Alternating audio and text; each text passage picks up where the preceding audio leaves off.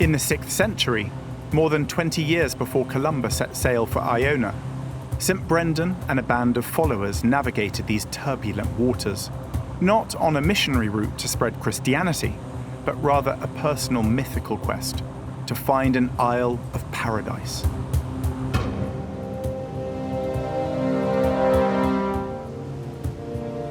What they found were these billion-year-old shards of rock jutting from the ocean.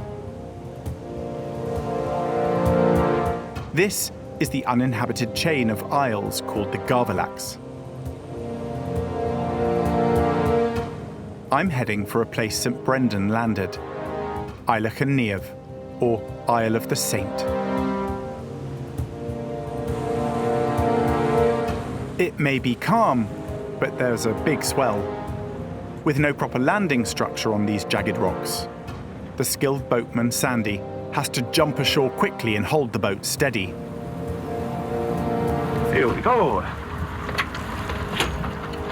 You've done that a few times before? Yeah, once or twice, once or twice. I'll just pull in a bit closer before you make the leap of faith, as I say. Happy for me to come ashore? Yeah.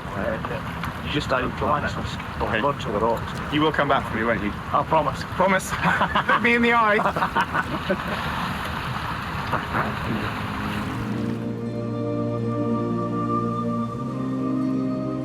It's been 3 centuries since anyone lived here, and even today, very few people ever make this long journey to visit. So, I have the island all to myself. I'm trying to imagine those early explorers arriving here in a boat made of animal skins.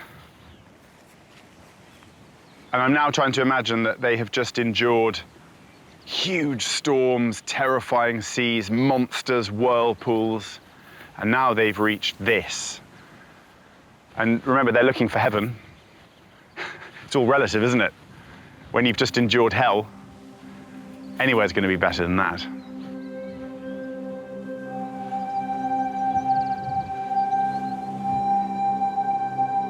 Having chosen this island on which to settle, they needed all their survival skills to feed and sustain themselves. Incredibly, the stone shelters they built still stand today, having withstood 1,400 harsh Scottish winters. My first glimpse of the monk's cell.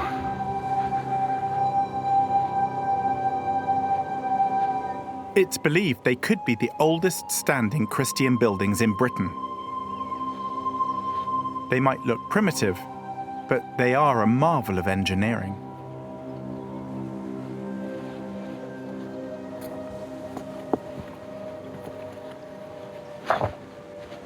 Wow.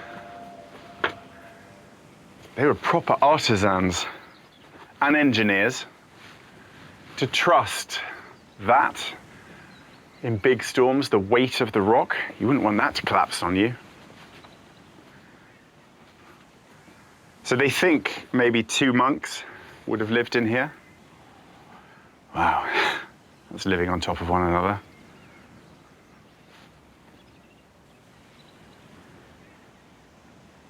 What would they have talked about? Would they have talked?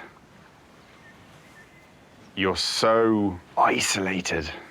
The only thing you can do is connect with something else. And in this case, it was God, wasn't it?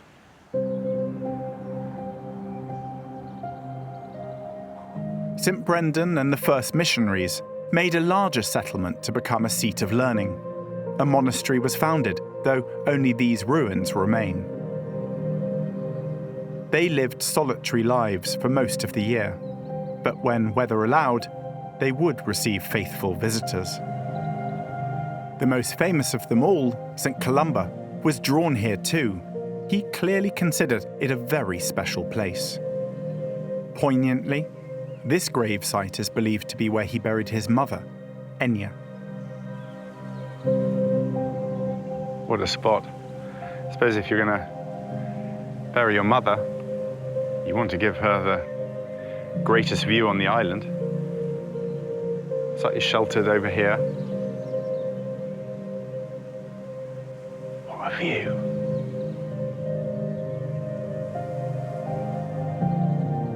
This sacred island was clearly of deep personal as well as spiritual importance to those who ventured here.